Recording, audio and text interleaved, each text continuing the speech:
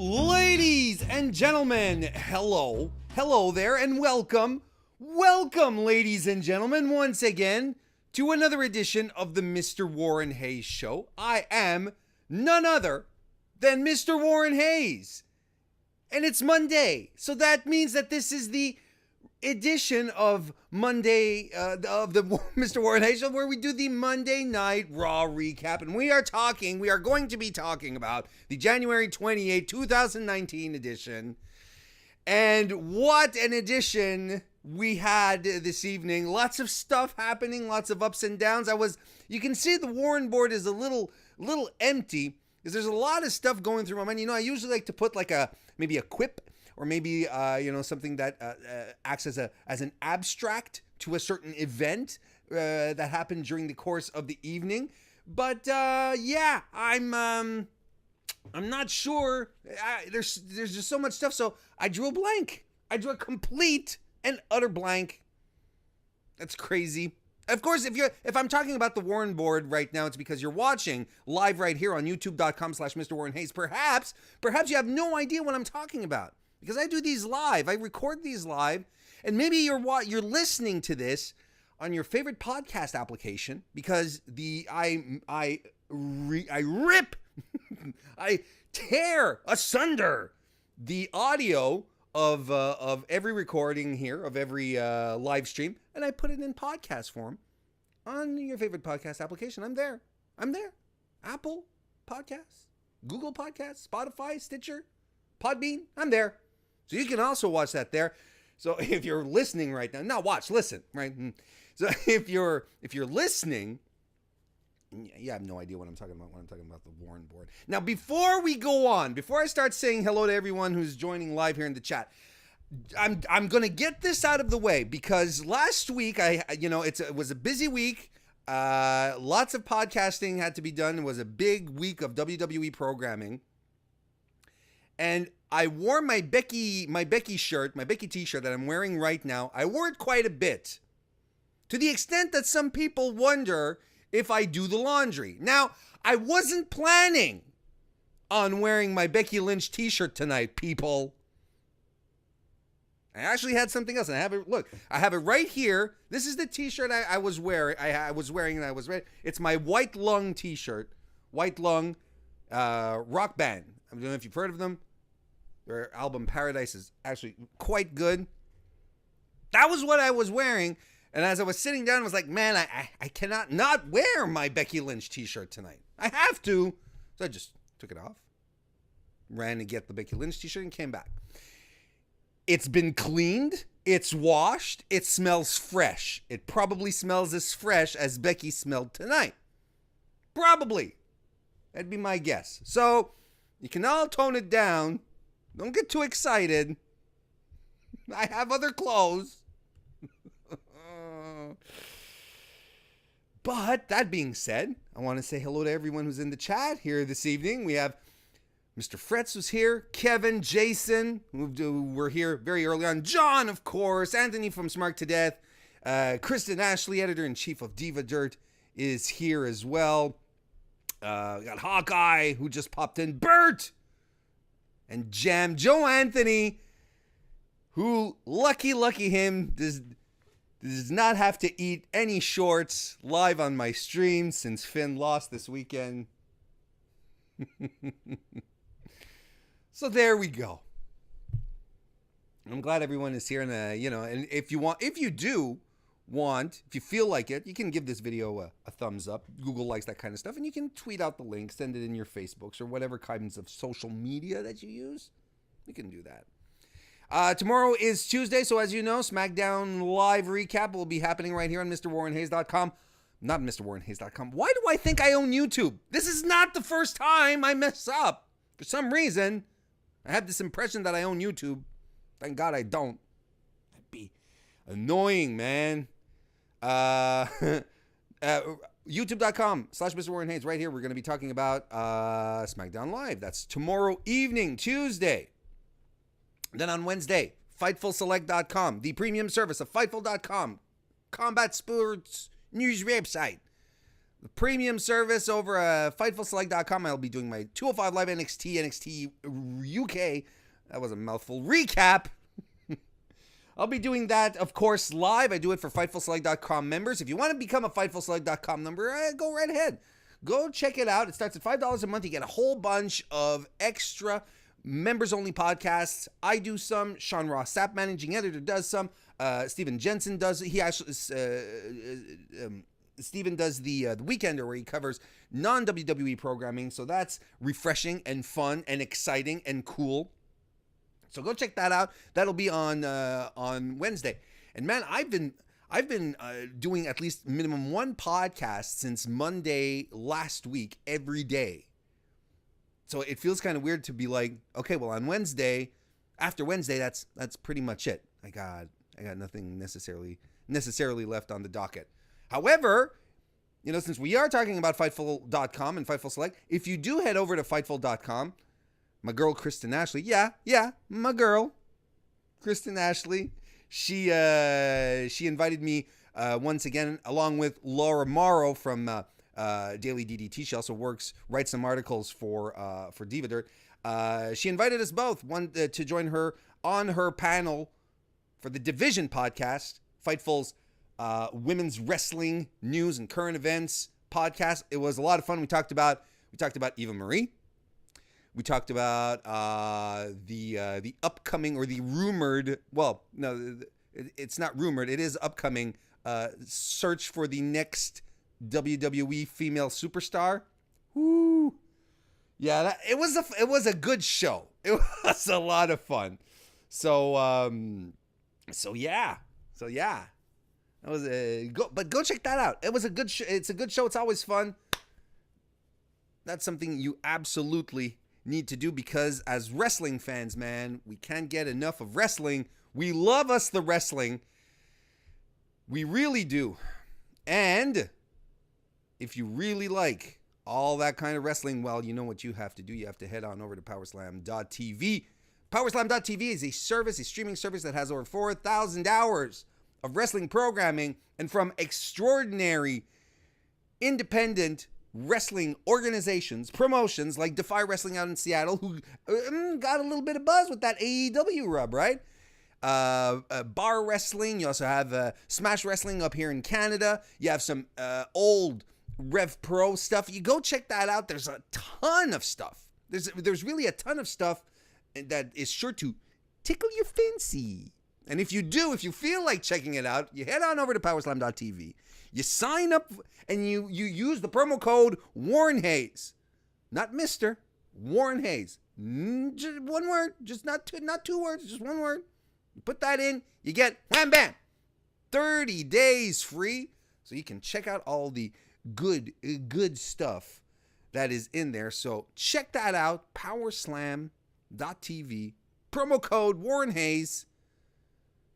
Yeah, why don't you go do that? And I want to thank Power Slam for reaching out. Some cool fellows right there. I may or may not be biased. Now, before we get into the Raw recap, there's one thing I want to do here tonight. I just want to touch on two things about the Royal Rumble yesterday. I want to two things that got me really, really pumped. The first thing was one of the big standouts for me was the return of intergender wrestling in WWE. I mean, that final with Nia Jax. It wasn't like, an accidental clothesline. No, she went after dudes and the dudes went after her. That was really, really interesting. And of course, there's a lot of debate going around, and there was some boxing promoter that popped up. And but there is this crowd, right? They're like, oh, but realistically, a woman could never beat a man, It's like, and then you'd ask those guys and say, well, did realistically, is Undertaker a zombie? Does he really draw his powers from an urn? Did you buy into that, friend? Do you think Mick Foley really is schizophrenic and has 3 different personalities?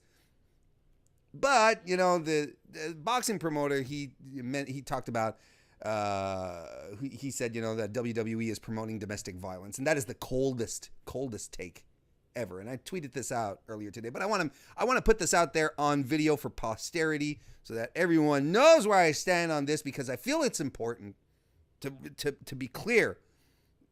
When this whole argument where it promotes domestic violence, promotes men beating up on women, abusing them physically, of course it's nonsense, and it's a tangent that does not make sense, because in the context of domestic abuse, for instance, there is a victim. There is an unwilling participant. It is not a question of, it is a question of power, of one placing oneself over the other. Whereas in an intergender match, you have two adult, willing participants who enter a match as equals, right? As fighters, wrestlers, competitors, call them what you want. But that's what it is, and that's the main difference, and that's why the abuse thing is garbage. Every single time I hear it, it's absolute garbage. Not to mention that it's very low-key sexist, assuming that it's always women who are in positions of domestic abuse. I don't want to get that. That's as far as I'm going to go for now. But I got excited for some intergender wrestling. I thought that was really cool. Kevin in the chat says, I'm pretty confident your average woman would demolish me in a fight. I'm a string beat. Same here, Kevin. So that's the first thing I want to talk about. The second thing that I have to talk about just before we get into Raw about the Royal Rumble last night, and it's one thing that I realized this evening. I was like, this is something we haven't talked enough about. Yes, Becky Lynch won the Royal Rumble. She entered the Royal Rumble because Lana hurt her leg. And she wanted to take Lana's place, and she was asking to take the place to an official, to a WWE official, an official none other than Fit Finlay. Now, folks, this is something that we have to come together on, and we have to think about. Had it not been for Fit Finlay accepting, saying yes, as my role as an official, I endorse this, Becky would have not have entered the Royal Rumble. So, I think this is being set aside a little too much. I think it's being put on the back burner. So, ladies and gentlemen, I declare today, January 28, 2019, to be Fit Finlay Appreciation Day. Fit Finlay, ladies and gentlemen. Born January 31st. Oh, goodness, it's a few days away from his birthday. January 31st, 1958 in Belfast, Northern Ireland. So he's a tough guy. He's been wrestling for years. Started his career in the 1970s. He's probably best known for his tenure in WCW, where he was the WCW television champion. However, he has been the U.S. champion in WWE as well, acting now as a producer, agent, call it what you will. Fit Finlay, we salute your contribution to making wrestling great, to making the main event at WrestleMania awesome. Fit Finlay, this is your day, your appreciation day, Mr. Finlay. Mr. Fit Finlay, thank you.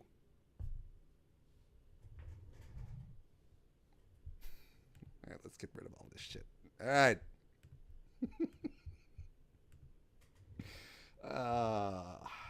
I spent a little too much time doing this. Getting this ready tonight. Okay. What are we doing? Are we going to do Raw? Are we going to talk about Raw? I think I need a drink here.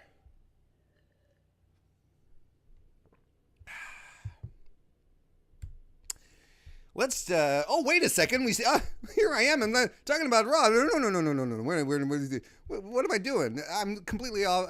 We got to do bold predictions first. Of course. What's wrong with you, Warren? You got to do the bold predictions People on Twitter tweeting towards me. Twerdy. Anyway, they send tweets out to me with their boldest predictions for what will happen during the evening over the course of an edition of Monday Night Raw. Ladies and gentlemen, let's go right ahead.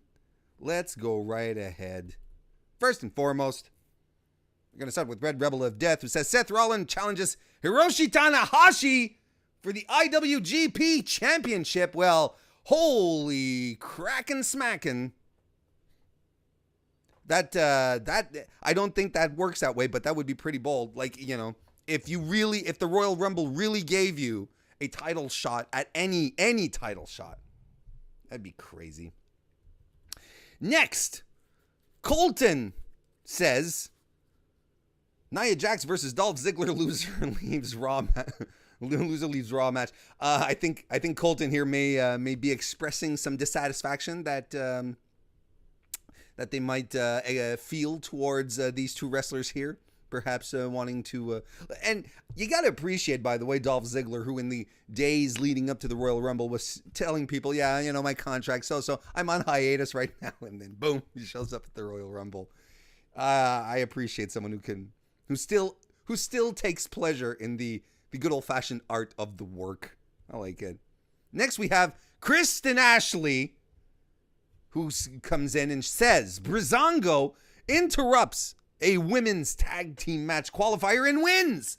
They go to the Elimination Chamber to win the tag team titles because WWE hates us.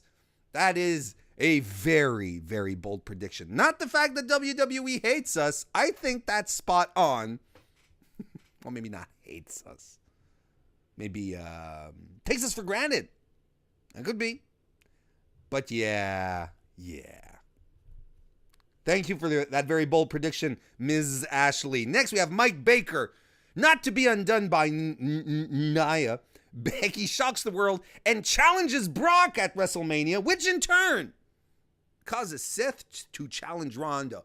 One thing at a time here, Mike. This is a very bold prediction. But, you know, you're not going to get intergender main events at WrestleMania just yet. Let's start by getting a women's match in the main event of WrestleMania, which may have been set tonight. We'll see. We'll see. We'll talk about that in a bit. But still, very bold. And honestly, that's, you know, that's something that would be fun. It would be nice to hear. But man, could you imagine the detractors? You know, those who are like, oh, women could never beat a man. You know, like, no, realistically, Becky could never beat Brock. Thank you for that, Mike. Another Mike. Rant this time. The Young Bucks and Cody arrive to save the Revival from yet a Lucha House Party match, but they are stopped at the ramp and forced to turn their AEW shirts inside out. Where they can head down the ramp. That's so very topical. I like it. That's a good, bold prediction, and those are bold predictions for today, folks. All right. Let's go right ahead. We're going to jump into this one. Oh, a lot of talk in the chat. Let's see what's going on. Finley having bad takes. Kristen Ashley says he wouldn't let Victoria do some harder wrestling because she's a lady. Oh, okay. I didn't know that. But I mean, you know, whatever Fitch has done over the years, this was a gag. You know, obviously. Just thought it was funny. And they're Irish. There's some sort of conspiracy going on with the Irish in WWE right now. Finn Balor. Anyway. All right. Seth Rollins kicks off the show. 2019 Men's Royal Rumble winner. Good for Seth. We're very happy for our architect, our boy. He's our boy. And he's emotional. He comes to the ring and he's emotional. He says he didn't want to do it, but he's going to do it anyway. And he points at the sign. I like that. I mean, you know, it is sign pointing season. Of course, folks. It started. This is where we're at. 'Tis the season to be pointing. But I like the fact that Seth is just aware enough to poke some fun at it. You know, that was pretty fun. He's not sure he's going to wrestle for the WWE title or the Universal title. He has to think about it. He needs to put some brain power behind that. Triple H's music hits. He comes out, gets into the ring. The crowd starts chanting NXT like a bunch of good fellas and ladies. That was, I like that. And Triple H gets emotional too. He says that he's proud that Seth, stepped up to his challenge, and he gets all choked up. You know, Triple H, when it comes to his promos now, he's becoming the new Ric Flair. You know how Ric Flair always cries about his promos? You know, like he always shed it, you know, when he starts talking about his legacy and stuff, he always gets super teary-eyed. Look at Triple H. Look at him. He starts talking about his, you know, the people that he's trained, that he's looked after, his boys. He gets all misty-eyed. What a big softy. He's a big softy, is what he is. He says, so basically that's it. So they go through the motions a bit, and Seth says, well, you know, I'm going to think about it. But, you know, Triple H is like, bro, you got a show to run. You got to keep this, we got to keep the ball rolling. I'm going to give it till the end of the evening to pick, you know. Becky Lynch, her show is tomorrow. So she'll be doing it tomorrow. Oh, Hunter. Oh, you sneak.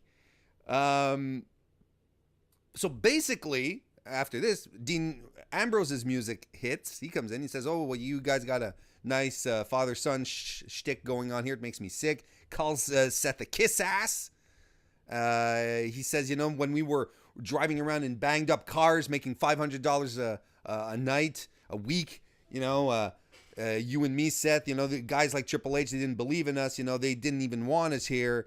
And Triple H sort of calls Dean out on it. You know, oh, you want to do the brother thing? You know, the night that you turned your back on Roman and Seth, you want to do this now? And Dean says, this conversation doesn't concern you. Like, ooh, Dean had some teeth tonight. And Triple H says basically everything in this ring concerns me, right?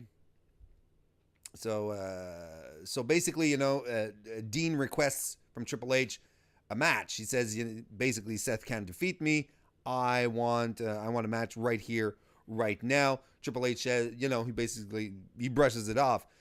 And as he's exiting the ring, Dean sort of scoots between the ring ropes with him and says, why won't you do it? Do you need permission from your father-in-law? Dean tonight had probably his best promo since his comeback, or at least since his heel turn. That was so good. Everything was really good. And what was really nice here as well is that Triple H let himself, because he did concede. He said, get a ref over here. And that was that.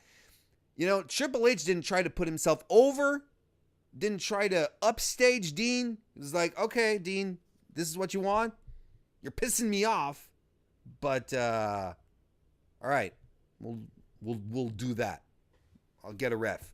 I liked it. I liked this start. Crowd was hot. Dean was great. And Seth and Triple H had a great exchange as well. You felt like it touched into their history with the Authority as well.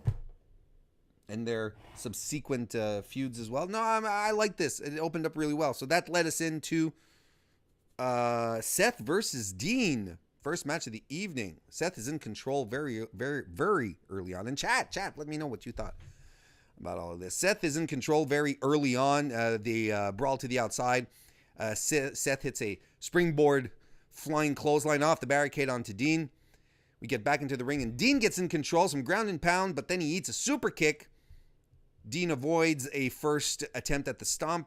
Seth goes for a sunset flip bomb from the apron to the outside, but Dean reverses it and posts Seth twice. Get back into the ring, and Dean locks in an STF. He gives Seth a running knee, covers Seth, but only gets two. Seth goes for a dive, but instead he eats a right fist directly to the kisser. Wheelbarrow face slam by Dean, covers Seth, only gets two. Back from commercial, Seth hits a flying crossbody from the top rope. He rolls over, clutching his sides, and commentary's putting over the table spot from the Royal Rumble. So that I like that. it was an injury that took him out for like a long time during the Rumble. I think it was cool that they continued on that story. A little more credibility there. They trade some chops in the ring. Seth hits a sling blade, hits a suicide dive, goes for another dive and hits it. The Falcon Arrow is countered, but he hits an enziguri instead. Then Dean goes to the outside. Seth hits another dive. Dean is completely overwhelmed. Frog Splash misses because Dean rolls out of the way, gets Seth up into a crucifix, covers, but only gets 2.9. Dirty Deeds is reversed with a short arm knee, followed by the buckle bomb, the super kick, and the stomp. And that, folks, is how you win a match clean as a whistle. Seth Rollins picking up the victory without any questions or shenanigans. This was clean as a whistle, and not only clean as a whistle, but Dean, the story of the match here, Dean was outclassed. Like, they wanted to position Seth as a top tier legitimate contender that can completely that is on another level, that's on another tier. Well, that happened tonight. Dean sold for his buddy Seth here this evening.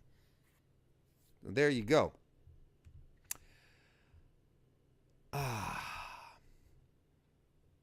So, let's see what's going on in the chat here. JPQ said, that is the tick. That is the tick pop that's over my shoulder here. Dean was quoting, Anthony says, Dean was quoting CCW rates in that promo, $500 a week. I think that's what it was. Anthony says, I don't know, but I want it. You want $500 a week, eating flash tubes across the face? Sure, you go right ahead if that's all it's worth to you. Mr. Fred says, Dean versus Triple H, please, but we've seen that before. For WrestleMania, I want Triple H versus Batista. That's what I want. JPQ says, my guess is Dean versus Braun. Probably. That makes sense. Michael Stepney, hello, by the way, says, the Raw commentary tonight was sloppy at times, talking over one another. They did quite a bit like that. They felt excited. They felt excited. And Kevin liked this match better than their TLC match. Back from commercial, Dean is still in the ring. He's got a microphone. Yes, he's sitting on a chair, a la Kevin Owens when he quit WWE. And he says, "Look, it's serious. I have something to say when I signed with WWE." But he gets interrupted by Tamina and Nia Jax. And Nia comes into the ring and she's they're nose to nose, they're jaw jacking. And she forearms Dean from behind. And this intergender stuff is ongoing, folks. We're moving forward with this, or at least, continuing to pepper it throughout the evening, or throughout the all of WWE, right? So basically, Seth, Dean is like, he sort of wants to go at it. He's not quite sure. It's really interesting that all of this is ongoing. It's a little too bad that Nia Jax is getting the attention for it, but So they're having a tag team match. Tamina and Nia Jax are against Mickie James and Alexa Bliss, qualifying match for the Elimination Chamber that will determine the very first WWE Women's Tag Team Champions. So we're going to have some qualifying matches over the next couple of weeks, which is good because I like matches that have stakes. I am completely for this. Qualifying match. Tamina owns Alexa at the start. Alexa hits her standing moonsault knees on Tamina, right? Tamina fights back, gets her into the corner, and tags Nia in. Alexa goes back to her corner, and Nia has to charge. Alexa goes back to her corner, and I think the spot here was that as Alexa goes into the corner, Nia charges in behind her. Well, I don't know if it was Alexa that went too quickly or Nia who was taking a little bit too much time. I don't know. But Alexa was like literally in the corner and she wasn't tagging anyone in. And she got crushed nonetheless. But with a little, she got crushed nonetheless. So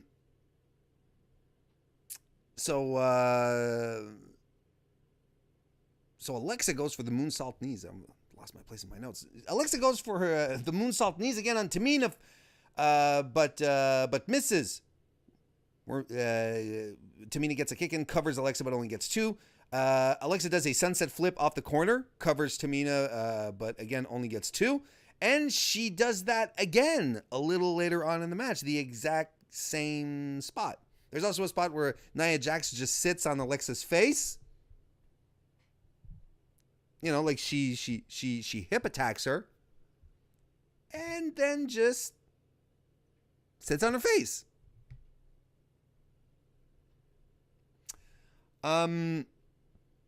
Finally, Mickie James gets the hot tag. She hits a seated senton on Tamina. Some strikes follow. Head scissors takedown, a neck breaker, covers but only gets 2. Match comes to an end when Nia has Mickie James in a Samoan, has her up for a Samoan drop. Alexa Bliss is on the top rope, and it's on the top turnbuckle, and Nia goes over to put Alexa on top of Mickie James. So it's a double Samoan drop. And that gets the win. And they qualify. Tamina and Nia Jax go forward. No big shock there. No big shock there. Hey, Andrew Thompson's here. How you doing, Andrew? What is the... Okay. Oh, goodness. Okay. We're Andrew Thompson and Kristen Ashley from Fightful and Diva Dirt are fighting. Well, they want to fight each other. They're setting there's a feud. They're going after each other. And it's getting pretty heated in the chat right now. We get Kurt Angle, who's backstage, and he's talking about losing his job to Baron Corbin. Talks about being humiliated against Drew. He's visibly shaken. He says it took him a long time to get over that match, but, he's back on top, and now, the only person who was going to be, who's got to be worried tonight about being humiliated is Baron Corbin. And that's what we get. We get Kurt Angle versus Baron Corbin, which is some sort of blow-off for this feud that we kind of forgot existed. Baron has a microphone as he comes to the ring in the ring, and he starts berating Kurt, says he's going to humiliate him just like Drew did. And Angle attacks. He hits a German suplex right off the bat. Corbin does the slide around the post thing, running back in with a clothesline. He chokes Angle against the ropes, beats him down. Angle fights back with his triple German suplexes, covers, but only gets 2. By the way, commentary here, and maybe this is what we were talking about a little earlier on, commentary is going absolutely ballistic at this point, with Corey Graves sticking up for Baron Corbin and, giving him reason, or at least, Michael Cole and Renee Young are sort of saying, Raw was in such bad shape because of Baron Corbin, and Corey Graves is, on the opposite side of the spectrum, saying, he saved Raw from Kurt Angle. He got the keys to a broken house, something like that. And man, they are just going crazy, and Graves is into it. Like he said, "Can I finish my point? Can I finish what I'm saying?" It's kind of like when I talk with Anthony and Kristen in our DM group. It's like, can I say something? Can you guys let me talk? Because I'm very demure. I have a very small ego. I don't take up a lot of room. But they were going crazy here, and I agree with Michael. That's what he was talking about. What he said earlier in the chat. There's part of it was entertaining, but there was another part. I was like, wow, you guys are really going nuts with this. Even getting Michael was like, why don't you just admit Baron Corbin's your best friend. He's my best friend. Wow. Anyway, match comes to an end when Kurt Angle eats, a really particularly nice deep six by Baron Corbin. I always like the deep six. I think it's a good move, and it works for Baron as well. And Corey Graves, when he gets the pin, Corey Graves goes, "Ha!" I like that. We see Finn Balor. He's backstage. He's quite visibly in some amount of pain, and he's coming to the ring, and he doesn't do his usual entrance with the arms and everything because he's hurting. Why is he hurting? Well, if you don't know why he's hurting, is because you didn't watch Royal Rumble. He lost to Brock Lesnar. He's banged up. He says, "Look, no excuses. Brock beat me, and then he beat me again after." And Finn says he's never seen speed and power like it, and today he's hurting for it. And he says, "I'm not standing here with my head hung low. I have my head held high." Brock beat him again after the match because he made Brock Lesnar believe that he could do it. And like I said, I joined Anthony and Kyle over at Smart to Death last night after Royal Rumble to do a recap. The story of the match was how Finn Balor was able to get Brock Lesnar off his game. The match did not end with an F5. The match did not have Suplex City. Brock was completely out of his element. He was confused. He had to end the match with a Kimura. He had to pull other stuff out to try and win. So there you go. Bobby Lashley's music hits. I do English. He's with Leo Rush, who says it's a disgrace that a twerp like you got a chance at the Universal title, which I think is hilarious. Because Leo Rush he's so tiny. And I think it's funny that he's calling people twerps. I hope that becomes a thing. To all the bigger guys. Even though they're not as big as Bobby Lashley. Not a lot of people are. He just points it out. He says, he's bigger, faster, stronger than Brock Lesnar will ever be. That ass whooping last night will be nothing to compare to what Lashley would do to you. And Lashley attacks him, slams him down a couple of times. Kind of feels like a step down. You know what I was actually expecting or anticipating, looking for? Excuse me. You know what I was actually kind of. I'm sorry. It's been a long day, folks. my concentration was a little shot. And I'm doing my best to stay focused. That's why I did the Fit Finley stuff, because I'm just all over the place. So, I was really looking. Here comes my Finn Balor take. I was really looking forward, I was hoping that because of the beatdown after, that they would continue to elevate Finn by continuing the feud with Brock, and that Brock would want to continue. Be like, no, we're not done. I have to beat you. I can beat you more than this. Because Brock's story has been one pay-per-view, one feud, next. One pay-per-view, one feud, next. That's always what it's been. So basically, that's what I was actually hoping would happen. Well, we're moving on to Bobby Lashley. Anyway, we'll see. We shall see.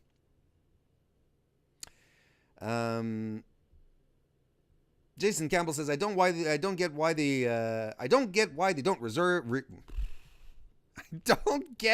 don't reverse the decision anymore after they attack you after the match. That doesn't happen. It doesn't happen very often. But the referee's decision stands, right? That always happens. Now, hang on a second. There's some slander here going on. Anthony says, Christian and I watch Impact, which is why we're better than Warren. I have started watching Impact since it started streaming on Twitch, by the way.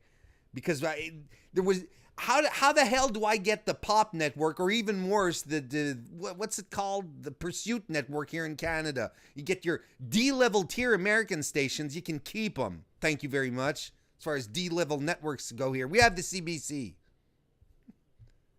And no, I did not say cunt. Kristen, I may be, my concentration might be a little shot, but I did not say cunt.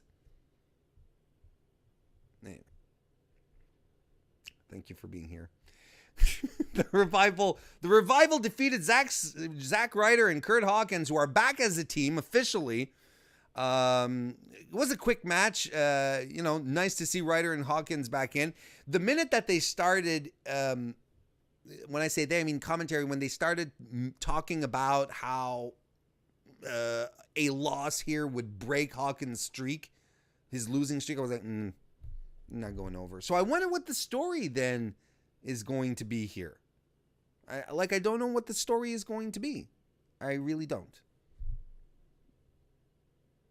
Why would Zack team up with his loser partner? Unless Zack motivates him. Maybe there's going to be like a feel-good story. Maybe this will culminate into Curt Hawkins breaking his losing streak. I mean, that's what we want. And if they can make it a feel-good story, why not? Anyway, this match here ends with a shatter machine by the Revival, who didn't get an entrance, a proper entrance. They got a jobber entrance. What are you going to do? We're going to talk about the Revival another week. Daniel Bryan is backstage with Eric Rowan. And he's there just in case, Seth decides to call out Daniel Bryan. He says, that he would have defeated AJ Styles regardless of the presence of Eric Rowan. And if Seth chooses me, he starts by saying we, but he meaning he and Eric Rowan, but he corrects himself. He says, I will end all of Seth's WrestleMania dreams tonight. So there we go. Okay, here we go. We're going to start the semi-main event. Elias is in the ring, and he's playing something very mournful. Like, Elias is a little sad. It was lovely. Like it was a nice little riff that he got there. But I felt a little bad for Elias. What's wrong? What's wrong, buddy? You want to get another scarf? Do you want me to wrap another scarf around your neck? Do you want maybe some beard ornaments? Or maybe some beard wax? You need a little more beard wax, Elias? What's the problem? And he starts shitting on the audience. You people should be giving me standing ovations when I arrive. You should be tearing up. There should be signs everywhere, across every arena, across every globe, he said. And the audience starts standing up. They're chanting for him. They do the Seven Nation Army chant with Walk with Elias. They do the We're Not Worthy. And he says, it's too late. You're not worthy for this. And to think I used to write songs for you people, these songs I'm going to be writing for me, and you better believe it. And I'm like, what? They're killing the face turn? After, what is it now? Are we a month in? 5 weeks since Vince McMahon and company said we're going to listen to the audience?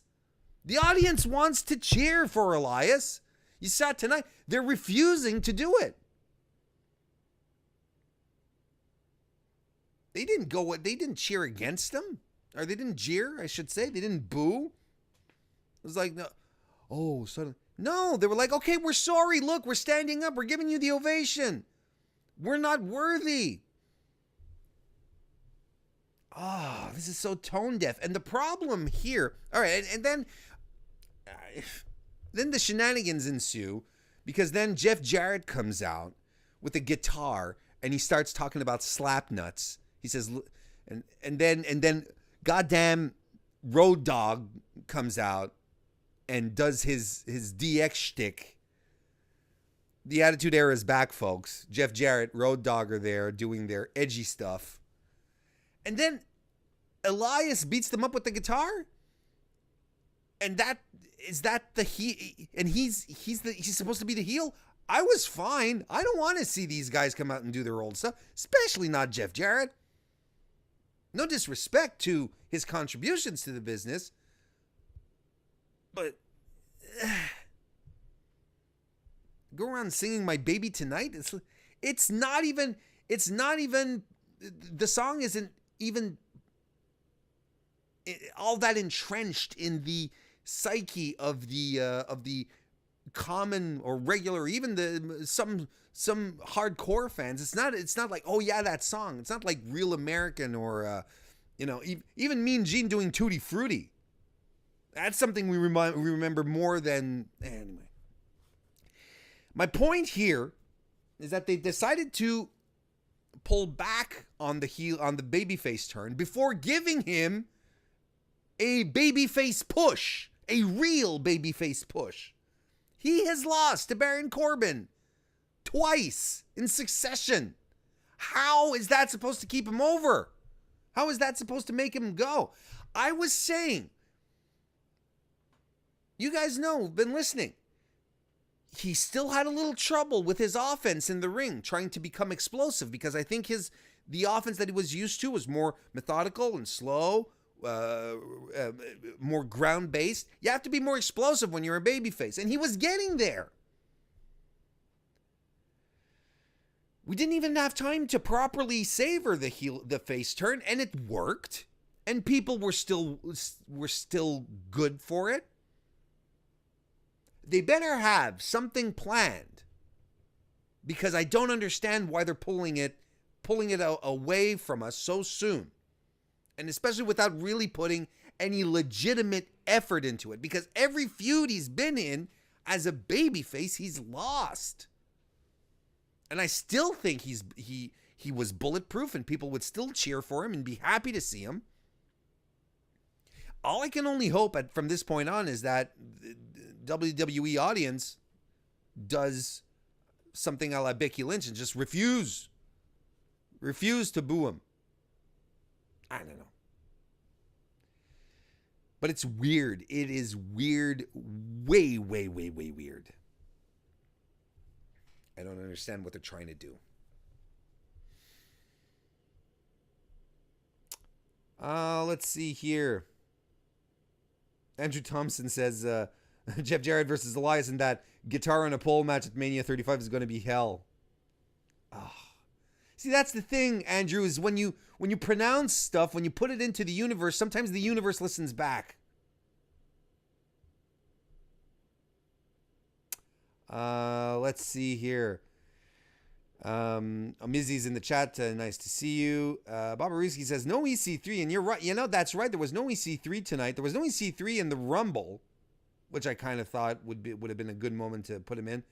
Man, is he going to end up in that limbo where they call up people and they just leave him hang around for a while? I don't know. There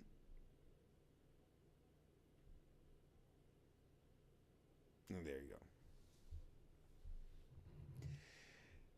We had another match here this evening, which was Natalya and we had Natalya actually and Dana Brooke meeting up saying, well, apparently Ember Moon is injured, so Dana's telling Natalya that she's going to be her partner for the evening, and that she's better than Ember. Don't you worry, and I'm even better than you. And like, okay, setting a feud. And is Ember legitimately injured? Does she really have I mean, she did last a long time in the ring in the Royal Rumble last night. I didn't notice anything egregious. Hopefully she's okay. And then we get a Mojo Rawley promo. Because WWE is listening to the audience. The people that we want to see. New faces, old faces, we're listening, folks. All of us, millions and millions of Mojo Rawley guys, all right, hype bros. That's what we were waiting for.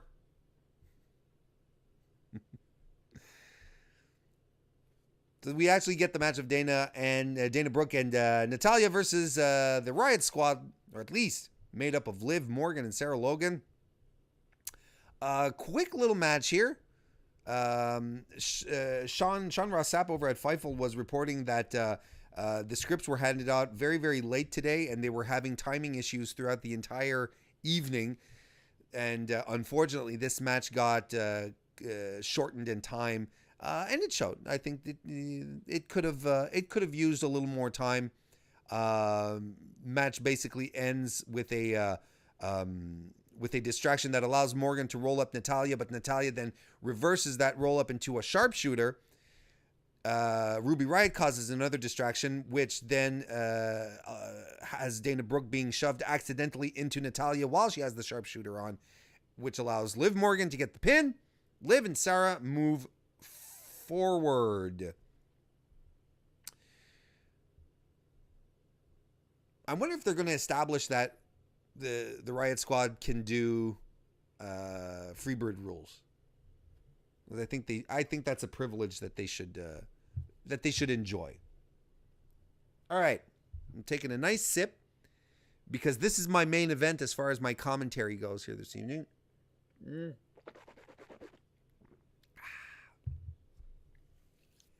Ronda Rousey comes to the ring. Now, I want maybe I should preface this. I don't typically take. It depends who. But I don't take much pleasure in the. I don't take much pleasure in the misery of others. And I don't take pleasure in Ronda Rousey failing. I really don't. I'm sticking to my guns. I like Ronda. I like how she's progressed. I don't know what's been happening over the past couple of weeks, 2 to 3 weeks. It has not been glorious for her. But I'm going to focus on this. I just want to put that out there. You know, it's not, I like Ronda, but oh boy. She comes to the ring and everyone's chanting Becky, right? Because that's what we want. Oh, how you doing, Bobarooski in the chat? That's what we want. We want Becky and Ronda at WrestleMania. It's just that simple. Becky Lynch is over like crazy. People are putting one and one together. So, of course, she comes to the ring. People are chanting Becky. But it goes a little beyond that. She opens her mouth and she starts cutting her promo. Starts talking about, if you can't dream big, ridiculous dreams, what the point of dreaming at all? And the audience starts to turn on her. And this is not a question of just them chanting Becky. They're legitimately starting to boo Ronda at this point. And she's losing her concentration, a la Warren Hayes, which is why I can't lay into her all that much. But then again, I'm not being paid hundreds of thousands of dollars to talk, amongst other things. If I were, I'd have no reason to not have proper concentration this evening. But anyway, she comes in with obviously one of her overly scripted promos, and the reaction that she's getting from the crowd is throwing her off. The crowd is having nothing of her promo. And at some point, and this is promo 101. Like, even I know this. If she says, you know, she sort of tries to laugh it off. She goes, okay, well, you got me to stutter. Nope, that's it. You just signed your death warrant. You just fed the audience right there. They're like, oh, we got you to stutter? What else can we do? And they just started pouring it on. Pouring it on. It was becoming hostile. And she was feeling it. And she could not cut her promo.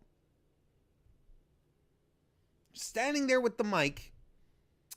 And she was rolling it. She was, you know, playing with it. Rolling it in her hands, you know. And you could tell she wasn't acting. She was mad. She was trying to do it. She lost it. She lost her place. She lost her her center. She was completely taken aback. And this is a promo test. Like this, okay. I like to put over the fact that she started wrestling in March, first match in April, and that she's improved quite a bit. But you see here, this kind of stuff where the crowd is hostile at you, and you have to compose with that, you have to react with that, you have to build something with that. That's the kind of experience you get when you work indies, when you work live shows, when you work in front of 25 people in a high school gymnasium. And then you have this one guy who keeps heckling you. You can shut down or you can go after him. That's one thing. This is her promo skills are still very rookie level, and they were confirmed tonight to still be very much rookie level. And she's man, she came this close to just blurting out like something like, y'all need to shut the fuck up. She came this close. You could tell she was seething, and she couldn't get her promo through. She couldn't point to the sign. She couldn't get the challenge out. She couldn't say, I am challenging someone. And when you consider what Sean was reporting, that they were tight on time already, well, then she's dying in the ring. She can't move. She's paralyzed. What do you think Vince McMahon is doing in the background? Vince is going, get Bayley out. Get Bayley out now, God damn it. Of course. Because Bayley's music starts without there ever being a real challenge, without Ronda saying, oh, whoever's back there. Bayley just comes out. She's literally, and Kristen actually tweeted this out. She was literally the Oscar at the music that they play at the Oscars when they want to play you off. That was Bayley tonight. It's like, okay, you're done. You're done. We're moving on. Let's keep the wheels turning here. So Bayley comes out and she gets a fantastic reaction, and we get our match. But man, what a disaster! What an absolute disaster that promo was for Ronda. And the thing is that it's only partially on Ronda. Because I'm going to equate this to many discussions that I've had on my own podcast here, other podcasts. WWE does not understand what made people gravitate to Ronda Rousey. Because people gravitated to her for a reason. Some people are like that. People gravitate towards them. So the reason, though, we gravitated towards Ronda was because she was a badass. She would go into the cage in UFC. She'd hate whoever she was fighting. No signs of respect. No, can I challenge? Do you want to challenge me? Because I really respect what you do. You want to get? No. Come in, beat the shit out of her opposition, lay them out in short fucking time, and just rinse and repeat. That's why people liked her. That's why she was a draw. And WWE didn't get that. They wanted to make her a babyface. The baddest woman on the planet, smiling like she's the goddamn Queen of England.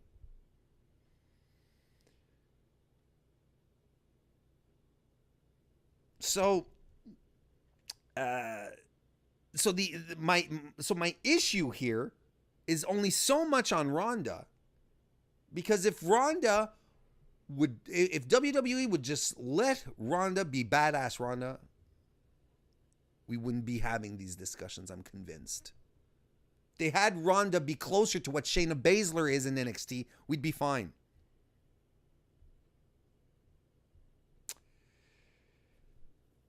So they have their match, and there is a match to talk about. Ronda at some point tweaks her knee after a move, and Bayley goes after it with a chop block. And then Bayley, man, I think she's wrestled one of her most fun matches in a long time. She's working the leg and twisting it and all sorts of sideways. Ronda battles back with her throws, combination offense, but you know what? And I know Anthony in the chat here is going to enjoy this. She's not really selling the leg. Like, Bayley's been twisting the leg, chop blocking it, working at it, and she's not, you know, she's standing on it, and then all of a sudden, then it'll buckle. She's selling more the Sasha injury from the previous night than the leg, which, okay, is fine because that's good storytelling again.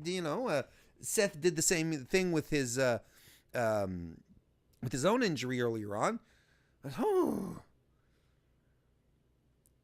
Bayley avoids a kick, and then I like this spot. Bayley avoids a big kick, but she grabs the leg as Ronda's delivering it and just drops down right into a leg bar. That was nice. Bayley does the drop kick over the corner onto the outside. I don't know why she does that. It doesn't look good anymore. She hits her top rope elbow drop and goes into the bank statement, which got a bit of a pop from your boy Warren, but Ronda gets out. Ronda hits a top rope spinning slam and into the armbar for a win, which was cool. Not some, again, see what I like about Ronda. She tries out new stuff. She's always adding. That was nice. We hadn't seen her do that.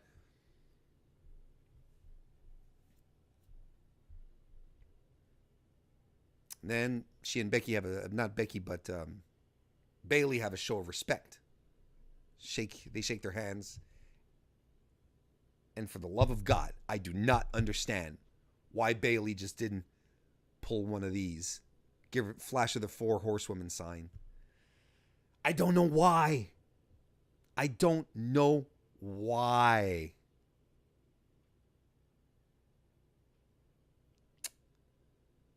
It would have been absolutely perfect. Absolutely perfect. And Ronda's already pissed off, because she got murdered in her promo. And by the way, throughout this match, and another hot take, folks, one that I've been saying, but I think every time that this happens, it's proven to be true. I really do believe that the audience wants a reason to cheer for Bayley. I think it's not that Bayley isn't over. I think that just no one wants to cheer for her because they don't feel like there's a reason to do it. Look at what happened tonight. They were into it. They were doing the "Hey Bayley" chants where they're singing along. That everyone used to do in NXT. And that warms my heart because I really do believe that Bayley would be over like that. You remember when she attacked Sasha last year when they had their air quotes feud? It was the same thing. She jumped on Sasha and everyone went nuts. We're just waiting for an opportunity to properly cheer for Bayley. But boy. Anyway, so let's move on. They do the sign of respect. We don't get a 4 horsewoman and could you have imagined Bayley with holding up the 4 horsewoman sign and then Becky's music hits?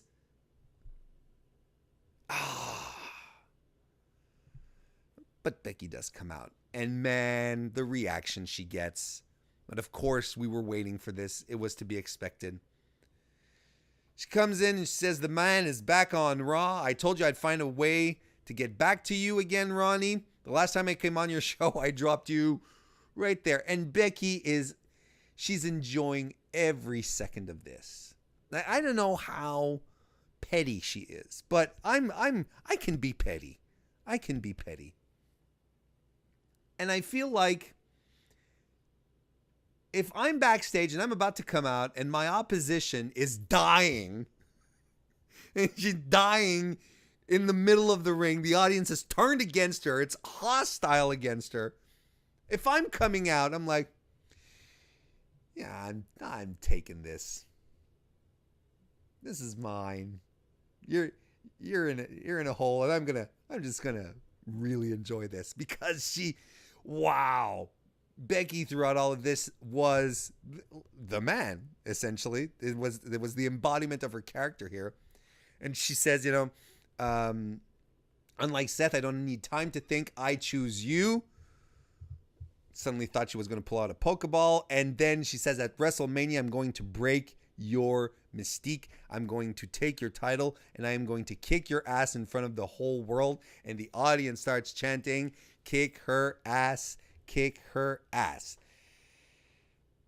So Ronda grabs a microphone, and then she starts rambling, saying, everyone, you know it, and I know it, and everyone in here knows it, that I can re-break your face.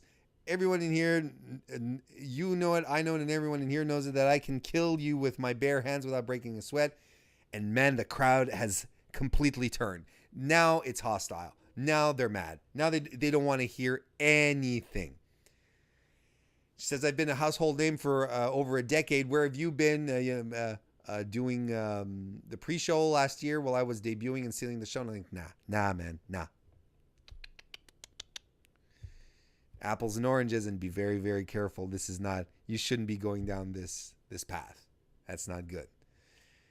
And Becky is just standing there with the most beautiful, condescending smile of all time, and she doesn't flinch for a second.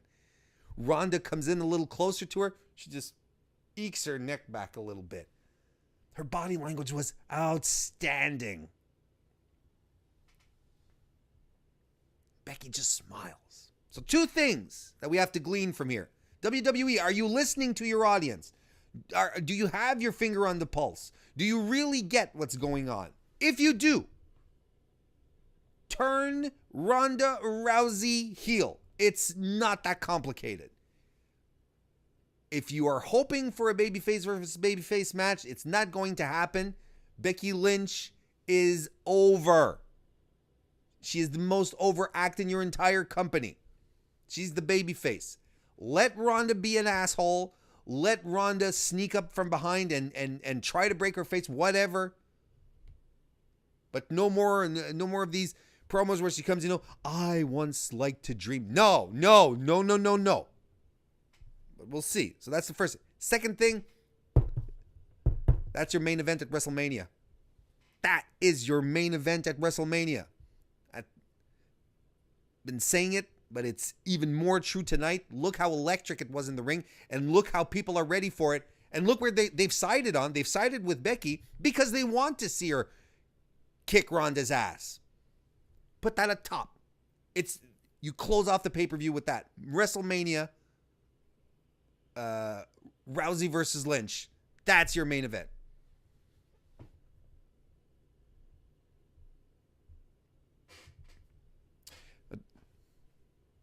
You kind of wonder, it's like Ronda's like, I can't help but feel a little bad for her though.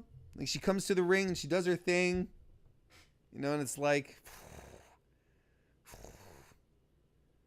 and then Becky Lynch comes in and she's like, man, why is she here? Who let her in the building? There's a conspiracy. This is a hostile work environment. Gonna go to HR. Gonna go complain to human resources. When your workplace, when you're getting harassed at your workplace, that's what you got to do.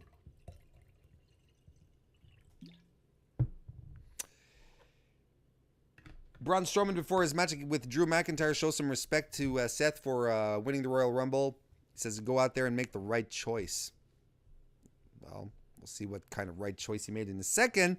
But as it stands, Braun Strowman versus Drew McIntyre is our main event match. When Drew tries to take Brock down from the get-go, but he can't. He's having a hell of a time trying to do it. Drew hits some kicks, some chops, but eats a shoulder tackle that gets him down to the mat. Braun then does the running shoulder tackle thing outside the ring. But then Drew drop kicks him and he hits the barricade. Back from commercial, Drew has him in a sleeper hold, but Braun slams Drew down out of that lock. Braun's leg apparently was worked a lot during the commercial, and he's favoring it quite a bit. The match comes to an end when Braun goes to use the stairs on Drew, but Baron Corbin attacks him out of nowhere, so that forces the disqualification.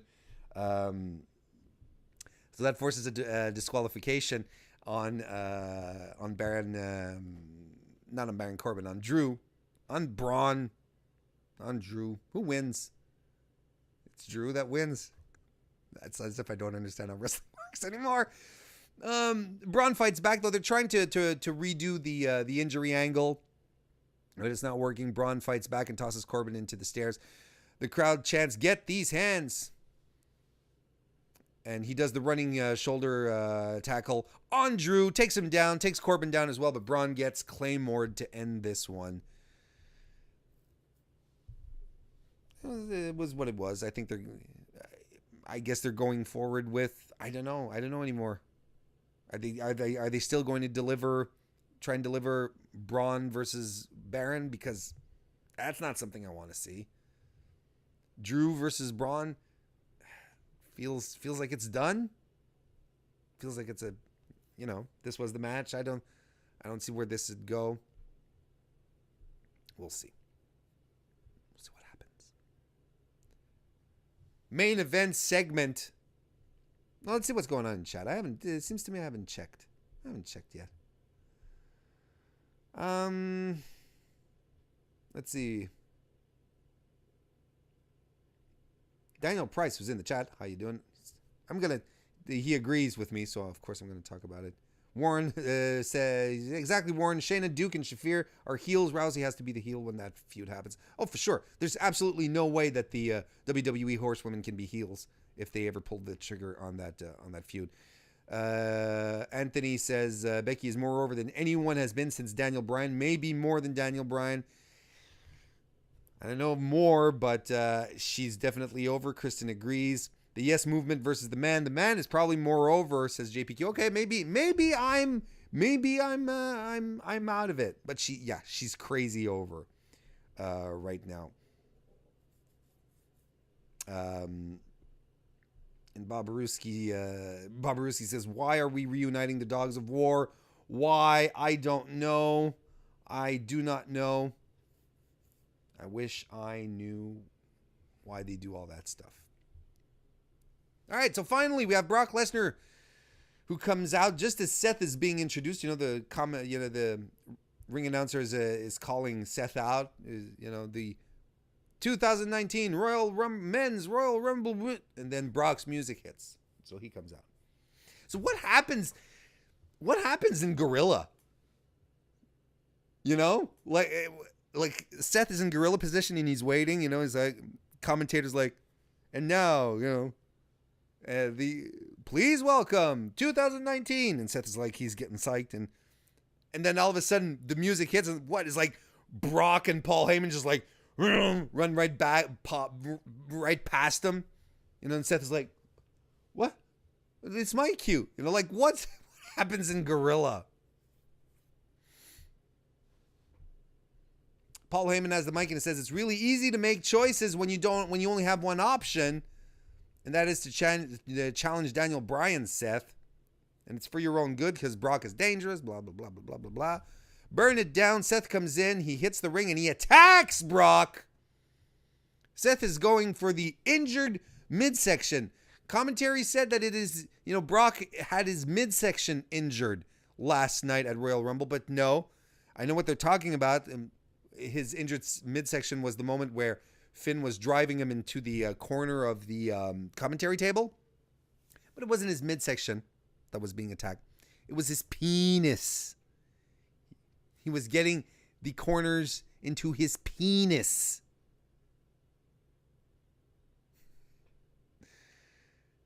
Anyway, Seth eats 5 F5s. Not 1, not 2, not 3, not 4, but 5. Because Brock is pissed and he's about to leave the ring.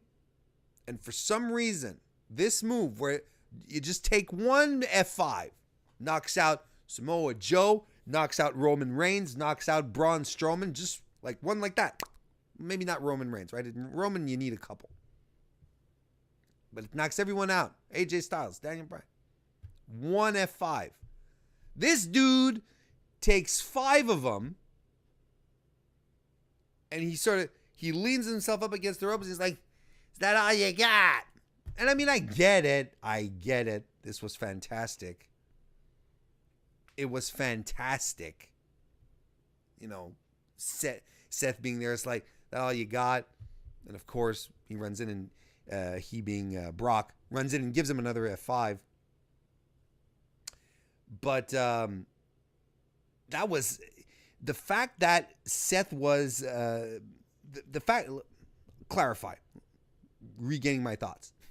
The fact that Seth was on the ground and was calling for more was just a logical bookend for the evening, where it started with him outclassing Dean in the match, then ending with him looking really strong because he ate all those F5s, and he was like, I can still take some, man. What's up?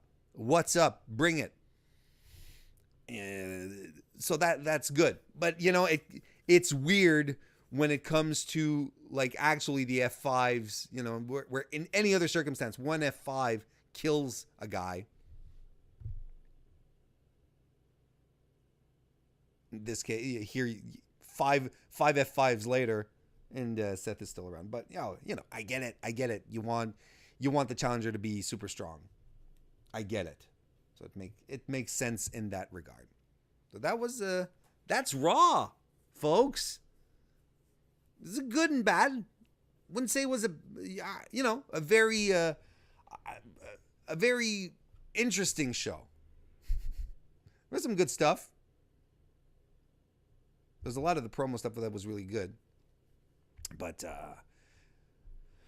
was a good time. I would say it was a good time. So folks, we're going to wrap this one up. We're going to bring this to an end. A crashing halt. I want to thank everyone for popping in this evening, for joining the show live over on youtube.com/Mr. Warren Hayes. I want to thank you if you're watching this later here on YouTube, or if you're listening to it on your favorite podcast application. Remember to come back and join me tomorrow evening right here on youtube.com/Mr. Warren Hayes for live SmackDown Live recap. Remember to head over to Fightful.com, listen to The Division, Chris and Ashley's podcast, which I am on. Go do that. Wednesday night, 205 Live NXT UK recap show on Fightful Select. And that's that. I want to thank once again everyone for coming in, for joining. And I'll see you next time.